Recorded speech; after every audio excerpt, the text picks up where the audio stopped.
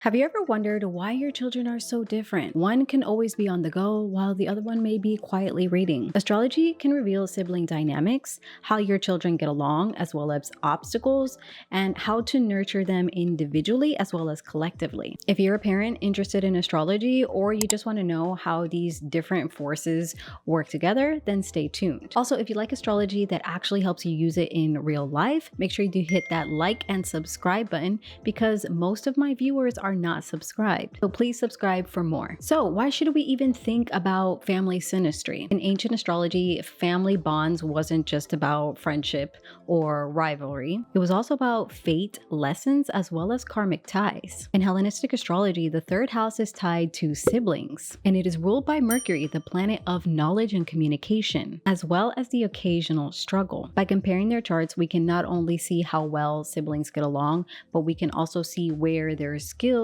or weaknesses might show up. Okay, let's break it down and keep these things in mind while you look at your child's chart. Number one is going to be the moon. That's their emotional connections to others. The moon is going to show us how each child is going to handle their own emotions. If one child has a fire moon, that's Aries, Leo, or Sag, they're going to express their feelings outwardly and need action. While the other child that could have a water moon, be it Cancer, Scorpio, or Pisces, may need to retreat and really need that emotional safety. So if these clash, like an Aries moon child pushing the Cancer moon child's boundaries, then there's going to be tension. So what does that mean for you as a parent? You want to really motivate them to put themselves in each other's shoes. And of course, we all know not physically. For example, a fire moon might need to take a moment to collect themselves before dealing with the situation, while a water moon sign may require that comfort before communicating. Explaining that to each child, how each one is going to need to take a different approach before trying to address a situation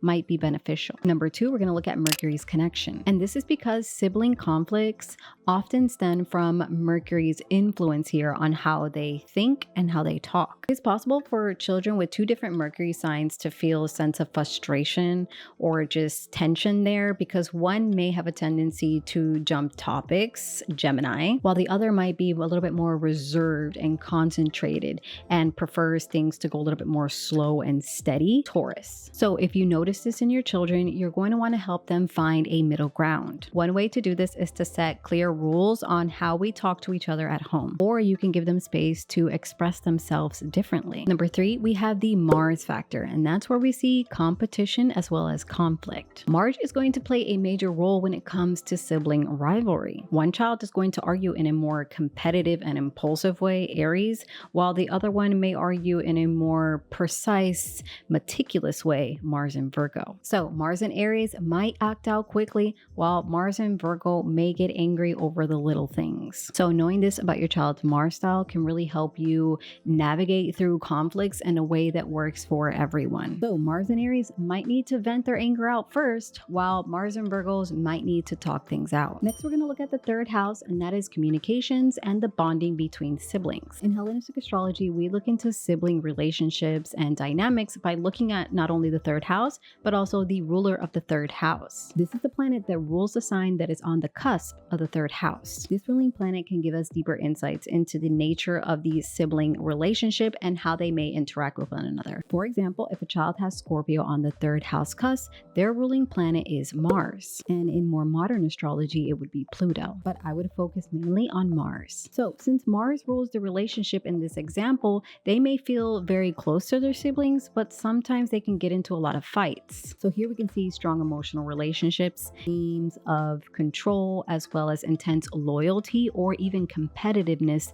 may occur here. So with this example, having Mars in the 10th house, you might see some competitiveness or aggression between the siblings because each child may be wanting to be noticed, 10th house, or in charge of the family. And this could be just like sibling rivalry between who's the one who makes the rules between the siblings, especially if there's more than two. Now, if a child's third house cusp is Gemini, then the ruling planet is going to be Mercury. And that planet is going to influence how they interact in a completely different way. Because the Gemini energy is naturally curious and smart, they probably see their siblings as playmates or wanting to have their siblings help them learn. So if that Mercury is in the 7th house, then they're going to naturally seek a sense of balance and fairness in their sibling relationship. Almost seeing their sibling as a close close friend or a type of teammate. Or if that Mercury is in the 12th house, let's say, then there might have this sense of unspoken understanding between each other, or even a sense of mystery, or in some cases, distance. So by not only looking at the sign on the cusp, but also the planet that rules that sign and where that planet is placed,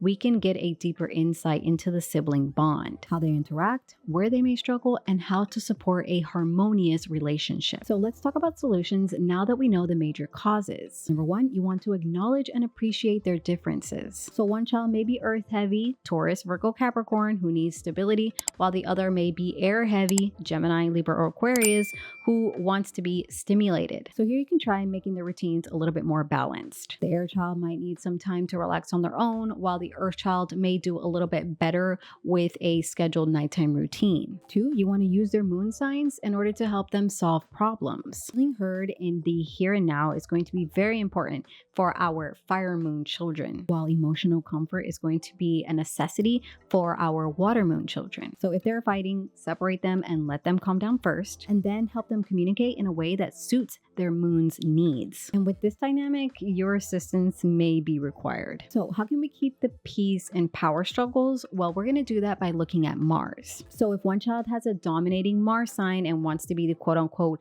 leader, make sure that the other one isn't feeling overshadowed. For example, if Mars is in a strong sign, like the sign of Aries or Scorpio, make sure that you are allowing them or offering them opportunities to release that energy through sports or any type of leadership roles, so that it doesn't develop in some type of unnecessary sibling dominance situation. Now that you have this information, you can look at your child's chart and see what role sibling dynamics play in their lives. Let me know in the comments, where is the ruler of your third house? Also, if you would like a personalized synastry reading from me, the link is in the description for my website. Take care, and I will see you guys in the next video.